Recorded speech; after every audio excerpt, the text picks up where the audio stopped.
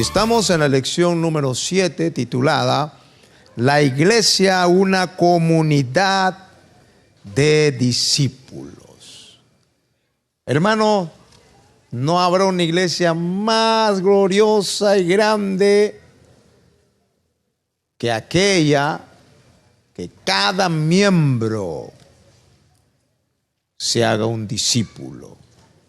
Va a ser una iglesia revolucionaria, va a ser una iglesia de impacto, va a ser una iglesia que va a sacudir el mismo infierno. Esa fue la clave por la cual la iglesia naciente sacudió imperios y hizo que todo el mundo antiguo doblegara sus rodillas a Jesucristo. ¿Cómo lo hicieron? Cada uno de ellos se hizo un discípulo. En las lecciones anteriores que hemos visto hasta aquí, hemos hablado básicamente lo que significa el supremo llamado, el llamado superior a cualquier otro, y tiene que ver con el ser hijo, discípulo y siervo. Hemos profundizado en lo que significa cada una de estas terminologías aplicables a nuestra vida. Y finalmente vimos que estos tres grandes llamados, que lo analizamos cada uno de ellos, devienen o producen dos efectos. Los tres grandes llamados nos dan una mentalidad nueva y una actitud nueva. Hasta ahí hemos llegado. Es decir, el comprender los tres grandes llamados de Dios va a renovar nuestra mente y va a producir una actitud diferente. Porque ya vamos a entender que lo más grande no es ser pastor, lo más grande no es ser empresario, lo más grande no es... Todo eso son buenas funciones, buenas gracias, buenos dones. No estamos, digamos, tratando de desmerecer esos llamados que Dios da, pero lamentablemente no todos podemos tenerlos. Pero estos son la plataforma, por decirlo así, los pilares básicos de todo lo demás. Y estos tres grandes llamados son grandes precisamente porque todos vamos a pasar por esa arena. Es decir, todos estamos llamados a ser hijos, discípulos y siervos. Todos, digan conmigo, todos estamos llamados a ser hijos, discípulos y siervos. Nadie escapa de eso. Y cuando todos pasemos por eso, entonces Dios podrá cumplir toda obra en tu vida, en la iglesia, y va a hacerse bien. Si en esto estamos faltos, si esta plataforma no la experimentamos, entonces vamos a fracasar. La iglesia dejará de ser verdaderamente la iglesia de Cristo. Amén, amados hermanos. Bien, entonces, hoy quiero hablar o remarcar, centrarme, de aquí en adelante nos vamos a centrar de los tres llamados. Me voy a centrar en uno de los temas siguientes. ¿Por qué en uno? Porque es, digamos, el centro o el engranaje central que une los otros dos.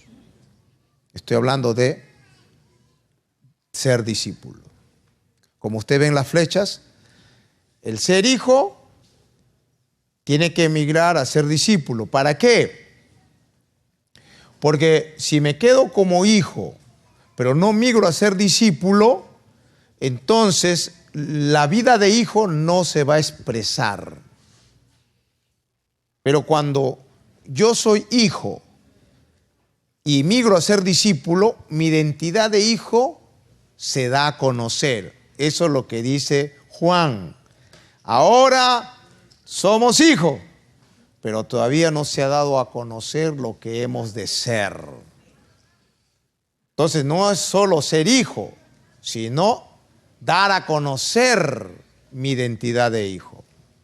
Entonces, el ser hijo tiene que ver con identidad, pero ser discípulo tiene que ver con dar a conocer mi identidad. Entonces, son dos cosas inseparables. Ahora, si yo ya de hijo pasé a ser discípulo y estoy expresando identidad, estoy expresando el carácter de Cristo, eso me debe llevar a ser un servidor. Y se completa la línea de oro. De tal manera que si yo digo que soy hijo, pero no quiero ser discípulo, entonces no va a fluir la vida de hijo y la voy a perder finalmente. Y si soy hijo y migro a ser discípulo y expreso vida de Cristo, pero no quiero servir, entonces estoy engañándome. No soy discípulo de verdad. Simplemente tengo el concepto de ser discípulo. Es palabrería, pero la evidencia que realmente soy hijo y discípulo es el servicio. Por eso es inseparable, es como el cuerpo, alma y espíritu. No se puede separar, estamos juntos. Si se separa, nos morimos. A ver, que tu espíritu salga. Te mueres, pues, hermano. Que tu cuerpo se destruya. Estás muerto, pues. ¿Me entiendes? Entonces, de igual manera, si es que no hay esto, ¿qué pasa contigo? ¿Estás qué? Muerto. Si no hay esto, igual. Los tres interactúan juntos. Es la tridimensionalidad de lo que eres. El ser tuyo tiene esa tridimensionalidad, debe tenerla. Así como tu ser, cuando yo hablo de tu ser, hablo de espíritu, alma y cuerpo.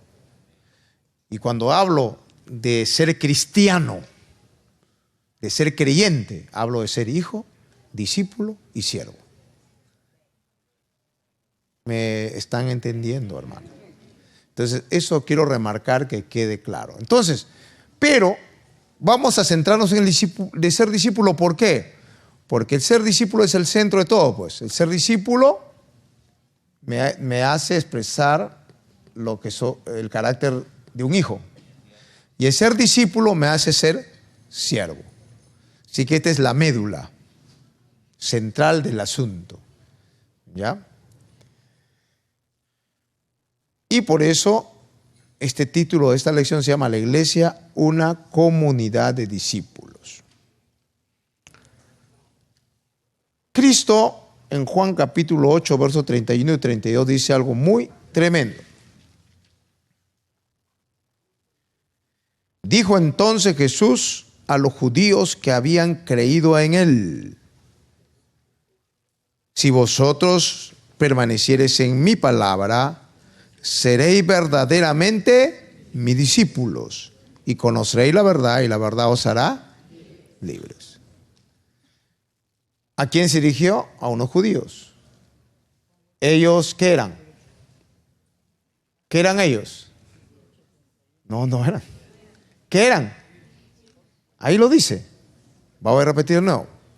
Dijo entonces Jesús a los judíos que habían creído en él. ¿Qué eran? Creyentes. ¿Habían creído en Jesús? ¿Cuántos que han creído en Jesús? Creyentes. Y cuando creemos en Cristo, ¿qué pasa? Somos hijos. Por creer, nada más. Es de regalo, hermano. Es una gracia, un regalo. Así que todos están hijos, creían. ¿Pero era suficiente eso? Le dijo Cristo, ya, suficiente, adelante. No le dijo así. Aquellos que habían creído, ¿cuántos creyeron acá en Cristo? Pues el Señor te está hablando ahora. Dice, aquellos que creen en Él, le dice, si vosotros permaneciereis en mi palabra, seréis verdaderamente mis discípulos y conoceréis la verdad y la verdad os hará libres. Entonces, ¿ahora qué le estoy diciendo? No estoy contento con que sean creyentes y que sean mis hijos.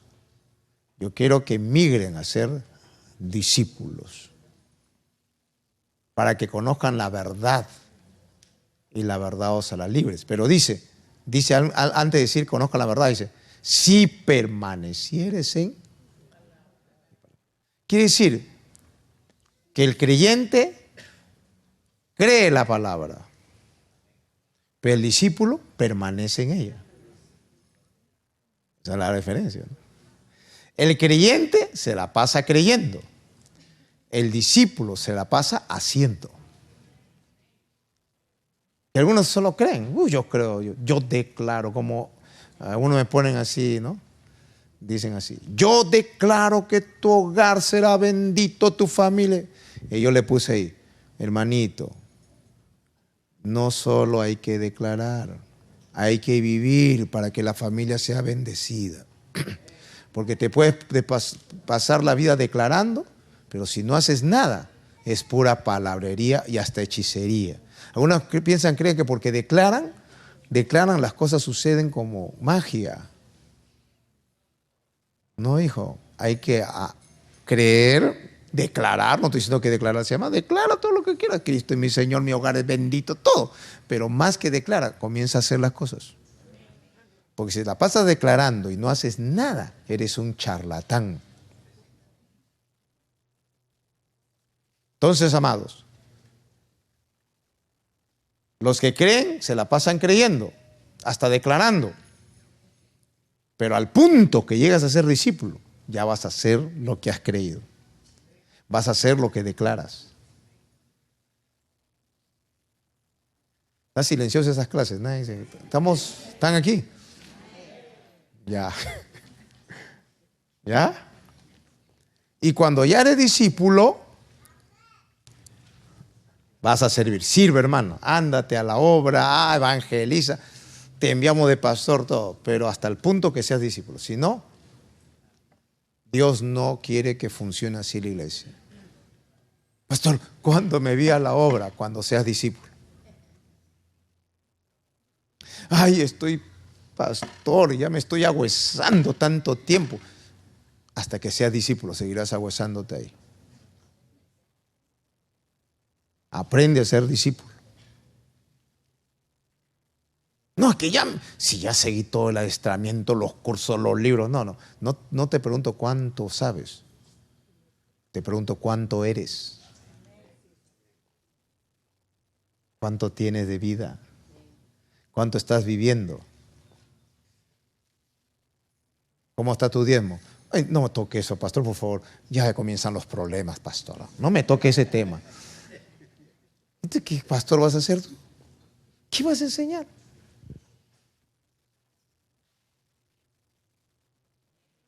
Digan algo. Entonces, ese es el tema, ser discípulo.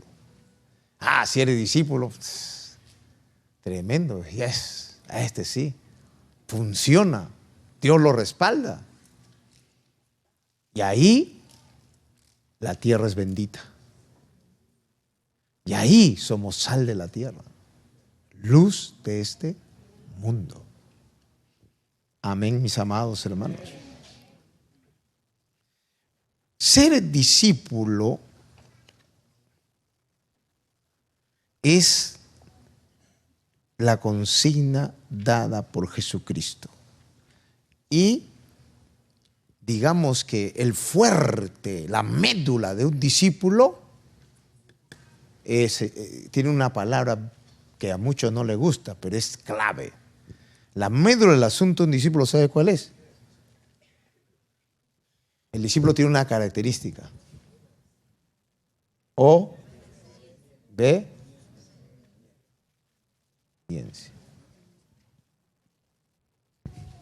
Esa palabrita a algunos le causa alergia,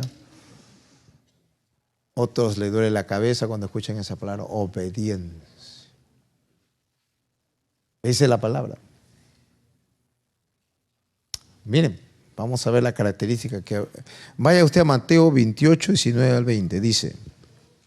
Mateo 28, 19 al 20. Por tanto, dice el Señor, está hablando del Señor Jesucristo, Mateo 28, 19 y 20. Por tanto, id y haced simpatizantes, creyentes, calientacía. Por tanto, id y haced discípulos a todas las naciones, bautizándolos en el nombre del Padre y del Hijo y del Espíritu Santo, enseñándoles que aprendan bastante. Ay, perdón, estoy leyendo mal, hermano. Enseñándoles que guarden algunas cosas que les guste. No, perdón, disculpen. Todas las cosas que os he. Ese es un discípulo. Nosotros leemos mal. ¿Cómo leemos nosotros? Enseñándoles que se llenen la cabeza de libros. No, no, no. El discipulado es práctico. El discipulado de Cristo no es... A veces nosotros, muchos en la iglesia tienen la idea que el discipulado es tipo universidad, colegios, academias. Y entonces vienen a la iglesia con esa idea. Apóstol, ¿cuándo hace un instituto? Apóstol, ¿cuándo hace una universidad? ¿Cuándo hace...? Les pregunto, ¿qué universidad plantó Cristo en su vida acá en la tierra? A ver, ¿alguien encontró en la Biblia? ¿Qué instituto? ¿Qué academia? Ni nada. ¿Y cómo entonces logró tener los hombres más leones de la iglesia? ¿Cómo ellos lograron sacudir todo un imperio? El mundo antiguo se dobló a los pies de Cristo. El mundo antiguo. ¿Cómo lo hicieron? ¿Cómo? ¿Dónde están las bibliotecas? ¿Dónde están? ¿Qué libros? No, tenían cartas. Piensa usted que la iglesia de Éfeso no tenía la Biblia, tenía una carta. Esa carta dice que la releían. Y Éfeso fue una de las iglesias más espirituales de todas las iglesias. Entonces se rompen la cabeza los teólogos ahora, pero ¿cómo hacían estos? ¿Cómo? No entiendo, ¿cómo? Debe haber libros perdidos seguramente, dicen. Deben ser escritos que no conocemos, debían saber. No, es que tenemos la idea de aula. Y eso es el problema, yo sé que a muchos tienen todavía eso, se les cuesta. Entonces se le hace difícil entender enseñándoles que guarden. La enseñanza es guardar. Por eso en la primera clase le dije, muévanse, chánguese la cabeza. Agarre, que baje, Señor, al corazón. Todo lo que diga acá tiene que, aquí, meterse acá. Hacerse carne, guardar lo que nos enseñó el Señor. Cosas sencillas nos enseñó el Señor. No nos vino a hablar de Plutón, de las galaxias, de los faraones. No. ¿Sabe qué nos vino a hablar? Maridos, amad a vuestras mujeres. ¿Qué pasó? Pónganse alegres, pues. Mujeres, sujetad a vuestros maridos. Cuando traigas tu ofrenda al altar y te acuerdas que alguien tiene contra ti, ve, reconcíliate. No adulterarás. Pero yo os digo, ya si miras con esos ojos lascivos, ya adulteraste en tu corazón. Cosas sencillas. Ve y perdona. Si te dan una cachetada en una mejilla, pon la otra. Los boxeadores perdieron todo. Por eso el cristiano no debe ser boxeador, porque todas las peleas va a perder. ¿Dan cuenta? Pero eso no queremos. No, no, no, no. Pues ya eso lo sé. Dice, ya, pues, ¿qué cosas más? ¿Cómo es el cielo? Las alas de los ángeles tienen plumas. No sé, dígame cosas así, revelaciones. No, hijito. Es que vívelo. Y ahí viene el tema. Nosotros queremos aquí que se quede y sí, llenamos. Y como le dije temprano, y sabemos más y más y más de menos y menos y menos de vida. Sabemos tanto que ya no hacemos nada. Entonces, amados, la iglesia cayó en eso.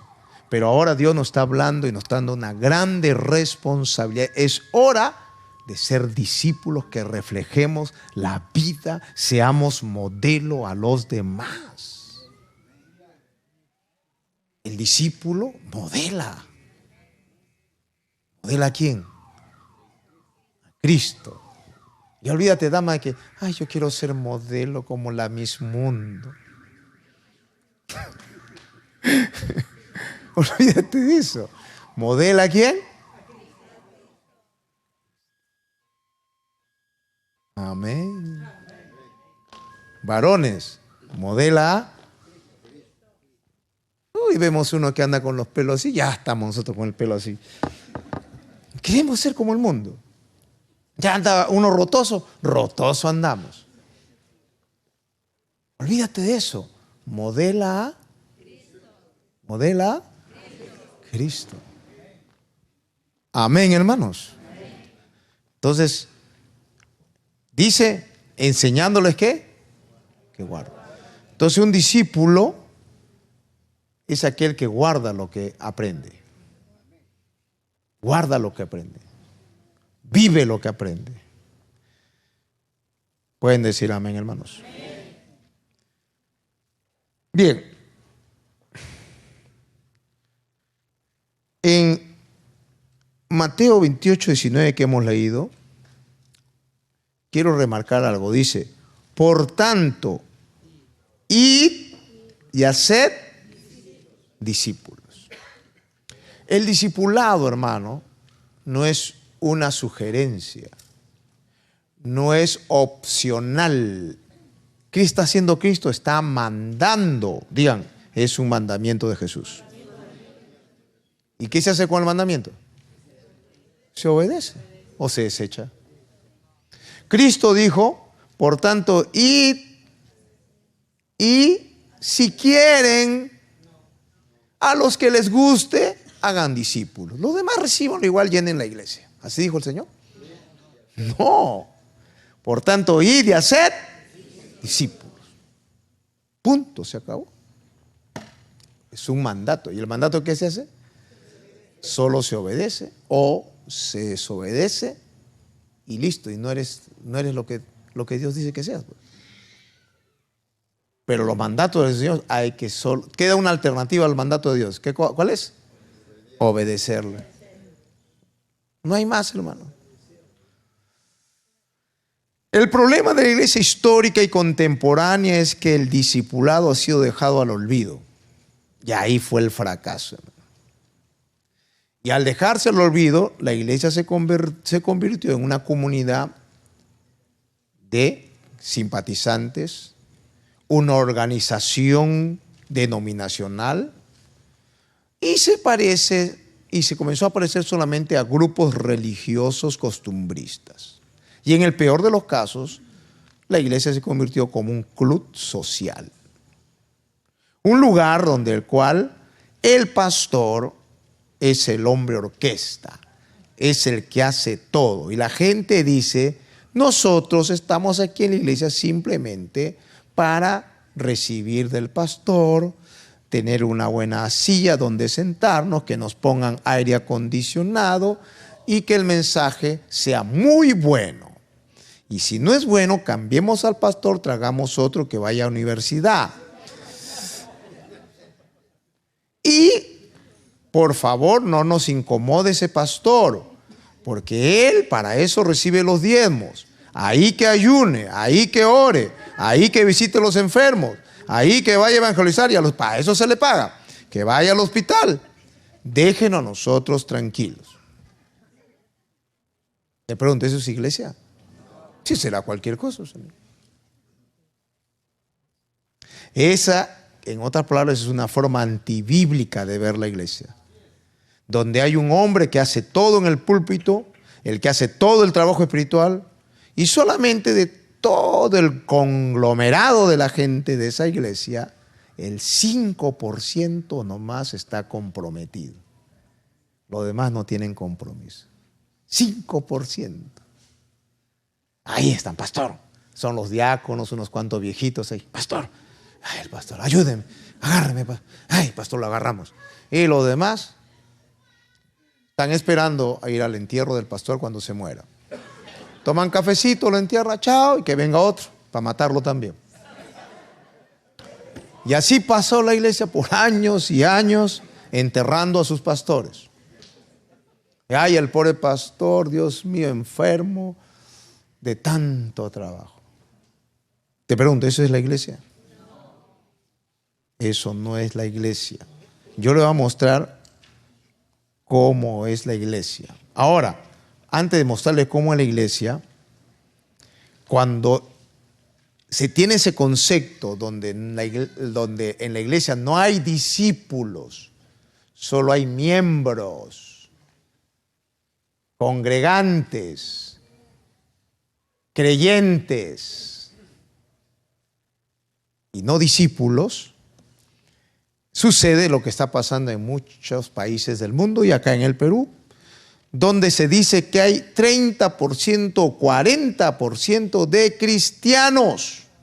Sin embargo, la nación entera sigue en tinieblas, en pecado, violencia, corrupción. Ejemplo práctico, Chile. En Chile usted ve creyentes hasta en la sopa, hermano. Sale a la calle y ve uno que está predicando ahí. Los chilenos son muy evangelistas. Eso es muy bueno, me gusta eso. Debemos aprender las cosas buenas. Y eso me agrada. Son tan evangelistas que hasta se paran y hablan con la pared. Cristo, y les digo que Cristo es el camino, la verdad y la vida. Aunque me digan canuto, pero yo seguiré hablando de Cristo. Y no hay nadie en la calle. Yo ni sé, ¿a quién está predicando? A la pared. Pero ellos son así. Pero sin embargo, no han trastocado su sociedad. Han aceptado el aborto, leyes para el aborto, leyes para matrimonio homosexual, corrupción así. No han detenido la maldad. Vamos aquí, hermanos. Porque, ¿saben? Son muy religiosos los chilenos. Muy religiosos. Hay mucho pentecostal. Y el pentecostal, yo he sido pentecostal, yo conozco a los pentecostales bien. Yo me vi en ese mundo. Lenguas, ayuno, eso es bueno. Pero no hay vida. Entonces la gente dice, canutos le llaman, esos canutos. Allá el chileno a los evangelios le dicen los canutos, porque es un término despectivo. No piensen del canuto de acá, del fideo canuto, no, de eso no están hablando. Se refieren a un tal Canut. Canut, llegó un americano, Canut se llama, o un anglosajón creo fue, un tal Canut llegó ahí y él vino con la unción, ese Canut, predicó y ganó. Dios lo usó tremendamente un avivamiento en los siglos pasados en Chile, un avivamiento muy fuerte, con este predicador Canut. Entonces todos los que se convertían a Cristo le decían canuto, pues por can. De ahí viene esa palabra, ¿no? Bueno, no sé por qué estoy hablando de ese tema, porque el tema acá es ser discípulo, ¿no? Pero lo que quiero hablar es que a pesar de todo ese avivar, la sociedad no fue trastocada. Pero sin embargo, estos pescadores, 12 pescadores, del vulgo, sin letras, sin universidad, muchos de ellos, Pedro no sabía ni, por eso que Cristo le dijo, perdona 70 veces 7, porque no sabía ni multiplicar, pues. Y Pedro ahí se quedó frito. No sabía multiplicar. Perdona, ¿cuántas veces perdona el Señor? 70 veces 7. Ya no pudo multiplicar, y mejor perdono así indefinidamente, dijo Pedro. Entonces, mire, esa gente sin cultura, sin letra, sacudió todo el mundo antiguo. Todos se volvieron al cristianismo, todos, hermano. Roma entera dobló sus rodillas a Cristo. ¿Cuánto amo? Gloria al Señor. Y fue tal el extremo que los reyes dijeron a los pastores, pastores, ustedes gobiernen el país. Ustedes van a ser, después del rey, son ustedes. Y lo que usted diga, el rey hace. Y ahí se amalgamó el Estado con la iglesia. Y lamentablemente eso fue un error. La iglesia no está llamada para meterse al Estado, sino para ser un consejero profético, sí. Pero comenzaron a gobernar los papas y ya saben toda la desgracia que pasó. Pero lo que voy acá es que sea como fuere, el cristianismo tomó el mundo. Tomó el mundo, literalmente. Hoy en día, el mundo está tomando a la iglesia. Al revés. El mundo se metió a la iglesia. Y ahora iglesias históricas están oficializando homosexuales. Estamos igual que los raperos. Estamos, Dios mío. ¿Por qué pasó eso? La iglesia dejó de ser una comunidad de discípulos. ¿Cuánto vamos a ser discípulos, hermano? Y esto fue tan tremendo. Ellos entendieron que el discípulo no era alguien que calienta banca. ¿Qué le dije antes? Que cada uno se sentaba y esperaba que el pastor hiciera todo. No era así. ¿Qué hacían los hombres de Dios? Según Hechos capítulo 6, verso 2. Dice, entonces los 12 convocaron a la multitud. Hechos 6, 2. Dice, entonces los 12 convocaron a la multitud ¿de qué? De los discípulos. Multitud, 5,000, 10,000. Los 10,000 eran discípulos. Ay, Dios mío. Tener 10,000 discípulos es una bomba, hermano. Convocaron a la multitud de los discípulos y dijeron, no es justo que nosotros dejemos la palabra de Dios para servir a las mesas. Buscad pues, hermanos, entre vosotros a 7 varones de buen testimonio, llenos del Espíritu Santo y de sabiduría, a quienes encarguemos de este trabajo. ¿Ves? Era al revés de lo que sucede ahora. Ahora el trabajo todo lo hace el ministro. En la iglesia presbiteriana no, ellos dijeron, no, nosotros no vamos a hacer el trabajo. Nosotros como ministros nos dedicamos a orar, a ayunar, a buscar a Dios, recibir palabra para edificarlo. Ustedes trabajan. ¿No les gustó? Digan algo, pues. Ya. Así era. ¿Se da cuenta? Al revés. Ahora no, pastor, usted haga todo. Usted ayune, ore, ¿sabe? Pero hace todo, sirva la mesa, todo tiene que ser pastor. Pero en la iglesia naciente no era así. Los ministros estaban ungidos, estaban dedicados con Dios, pero todo el trabajo lo hacían todos los discípulos. Todos trabajaban, todos se movilizaban, todos servían. De repente uno ya estaba por allá predicando, de repente venía la persecución, decían, ya lo acabamos, ya lo acabamos, los esparcían. Y contentos los enemigos del evangelio, ya lo esparcimos. No, peor. Se iban y uno por allá predicaba, Felipe un avivamiento, se enfermó, no, todos eran discípulos. Pero hoy si los esparcen a todos por ahí, dicen, ay, ¿y dónde está el pastor que ayunaba por mí? Oye, ¿y quién va a orar por nosotros? ¿Y quién ora por los enfermos? Estamos fritos, hermano. Vamos a ver televisión. Todos se van toditos. Pero en ese tiempo no, se esparcieron. Y ellos eran los que oraban. Ya. Hombre, Jesús, fuera, demonio. ¡Pum! Y decían, a ver, ¿dónde están los apóstoles? Vengan para ver los milagros que hay acá. Y los apóstoles iban a certificar nomás los milagros. Las maravillas que hacía Felipe. Fueron a chequear los apóstoles. Pero ellos hacían el trabajo, ellos se movilizaban. Entonces, ¿qué decía la gente? No los podemos parar, y le pusieron un nombre. Ahí viene la plaga.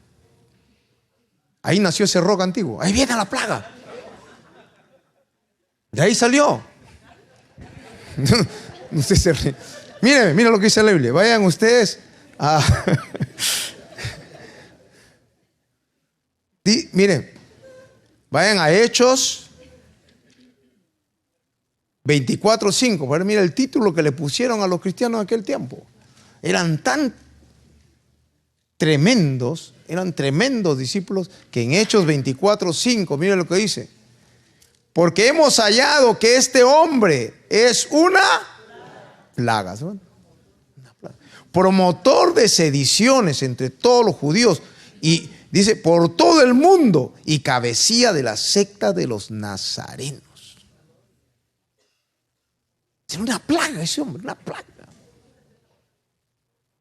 Entonces cuando veían los cristianos, ahí viene la plaga. Terrible. Por todos lados se esparcían.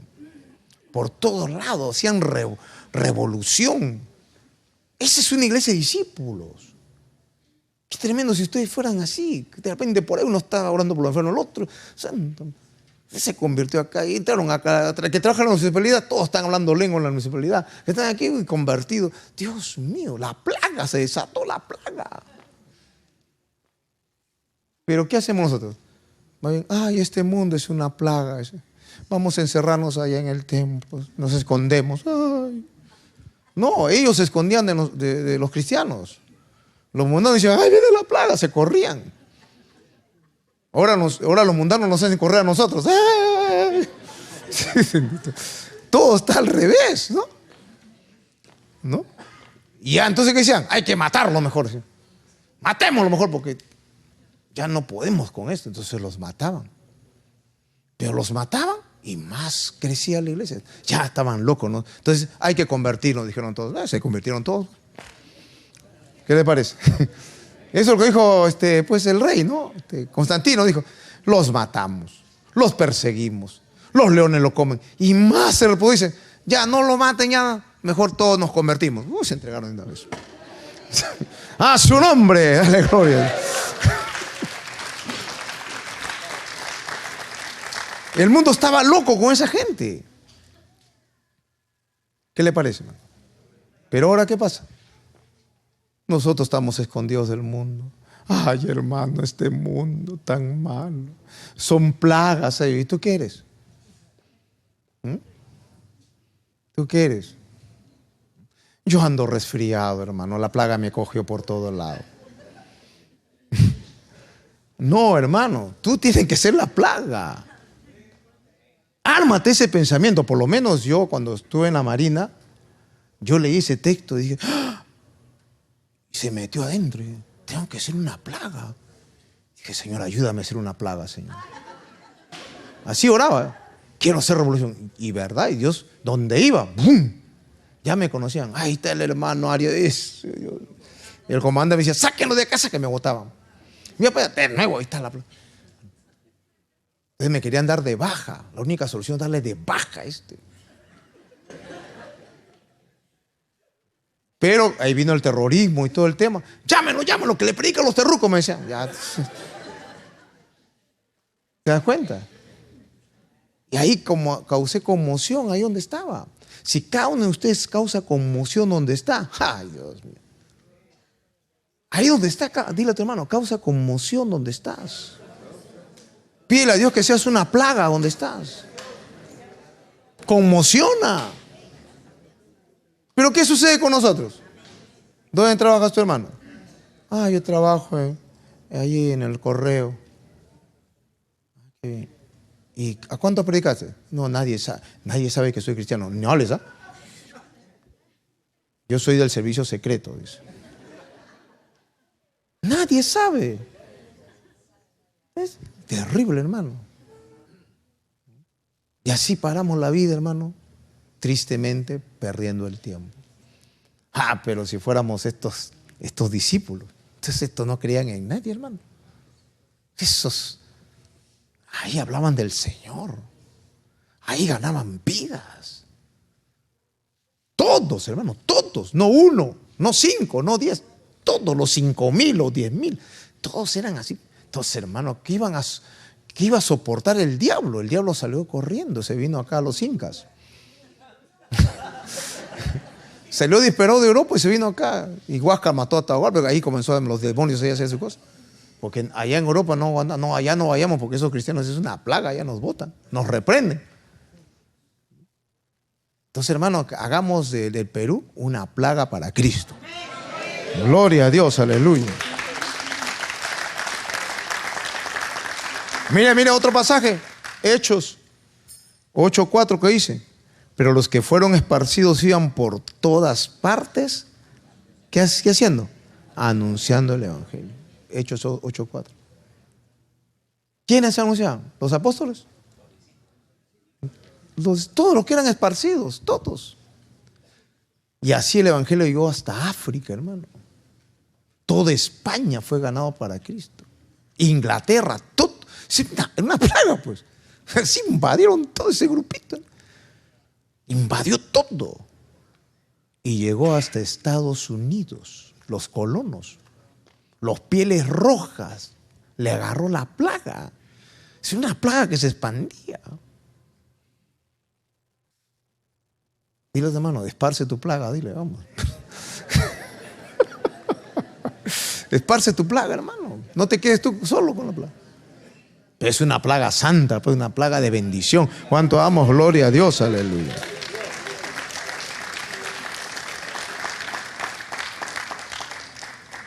Entonces, vamos a definir lo que es un discípulo.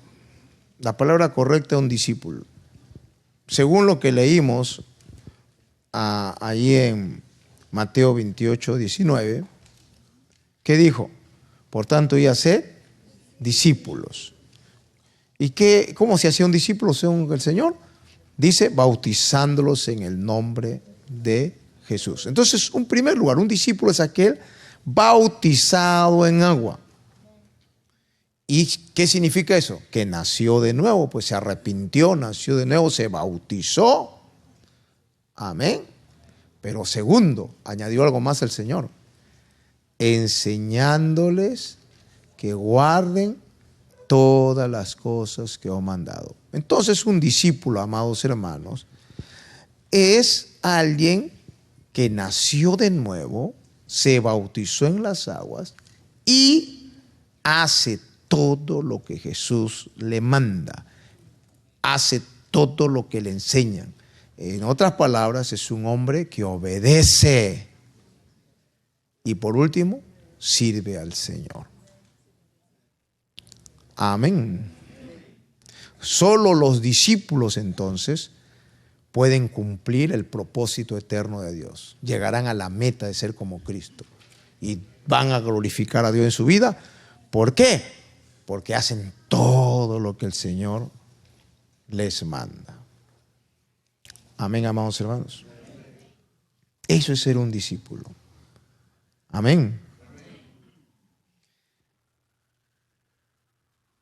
Podemos entonces agregar algunas cosas respecto a lo que es un discípulo.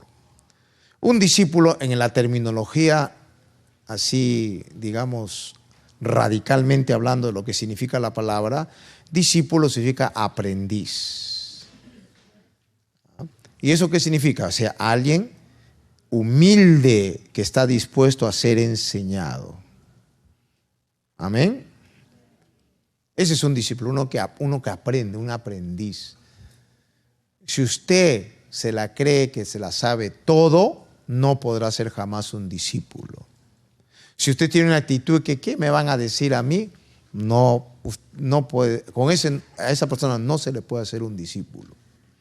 Pero la palabra discípulo es aprendiz, uno que está abierto a ser instruido, enseñado.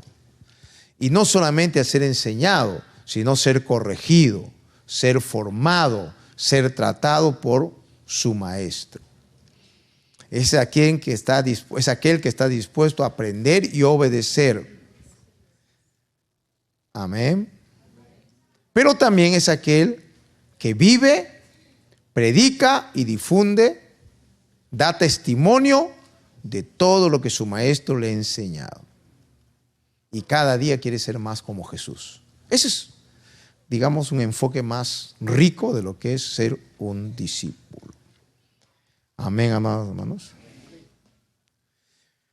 También podemos distinguir un discípulo por su servicio. Todo esto que he hablado se traduce en el servicio. Y un servicio correcto, un buen servicio, con humildad, con testimonio, sin esperar nada a cambio.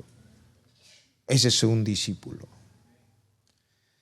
Hermanos, aquel que no quiere ser discípulo perjudica la visión de Dios, malogra lo que Dios quiere hacer con su iglesia, causa daños terribles a la iglesia, se vuelve un tropiezo, un obstáculo.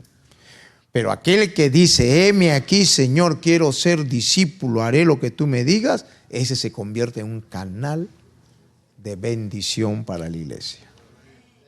Amén. Bien, quiero terminar hablando de los 4 aspectos del discipulado. Entonces hemos hablado bastante de esto, de lo que es el discipulado, y vamos a ver ahora los 4 aspectos del discipulado. Primero, la instrucción.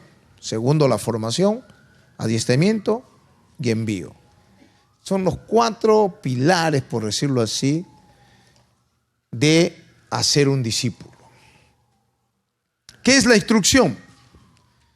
La instrucción, hemos entendido que cuando se da desde la conversión del nuevo creyente, se convierte, se bautiza en agua y se le comienza a instruir.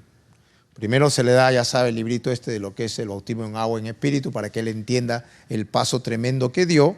Luego viene la puerta 1, la puerta 2, el camino, etcétera, etcétera. Todo eso pues se da a través de los grupos de comunión familiar. Amén. Entonces, o también se puede dar en forma personal. El discipulado instructivo tiene que ver con enseñar la sana doctrina de Jesucristo, enseñar la palabra de Dios. Amén. Entonces es una forma de discipulado instructivo. Es el primer punto. Luego viene, recuerden que el discipulado instructivo implica que aquel que instruye sea ejemplo. Eso quiero remarcar, eso hablamos en el primer manual, ¿no? El ejemplo. Luego que se da instrucción con ejemplo, viene la formación. Esto tiene que ver con formar al discípulo en base a lo que se le enseñó. ¿Ya? Por eso Efesios 4:12 dice que el Señor constituyó apóstoles, profetas, ¿no? Evangelistas, pastores y maestros para perfeccionar. Eso tiene que ver con formación. Entonces tú tienes que formar al discípulo en base a lo que le enseñas. ¿Cómo lo formas? Pues viendo que lo que le enseñas se dé en su vida práctica. O por lo menos haciéndole ver. No todo, pues imagínate que tú no eres el Espíritu Santo para ver todo lo que hace en la vida práctica, ¿no? Pero por lo menos en lo elemental y fundamental, y hacerle ver que tiene que vivir todo lo demás en su vida diaria, ¿no? Entonces eso es el discipulado formativo, que puede ser en forma más personal, tratando con él, conversando con él, cómo está su hogar, cómo está su familia, cómo está su diezmo, su vida de oración, dialogando en cuanto a lo que es enseñado. Eso es discipulado formativo. Pero puede ser también en forma grupal, ¿no? Grupalmente puedes hablar de esos temas, cómo está el hogar, cómo está la familia, etcétera, etcétera, ¿no? Entonces, discipulado formativo. El tercer aspecto del discipulado es el adiestramiento. Esto tiene que ver, instrucción y formación tiene que ver con el desarrollar carácter, estilo de vida. El adiestramiento tiene que ver con la capacitación para servicio. Eso se da pues ya en esta hora que estamos aquí. Todos los del grupo que están siendo discipulados, instructivos, formativamente, vienen acá a ser adiestrados, para que aprendan ustedes ahora a hacer lo mismo con otros. Y finalmente se envía. Envío.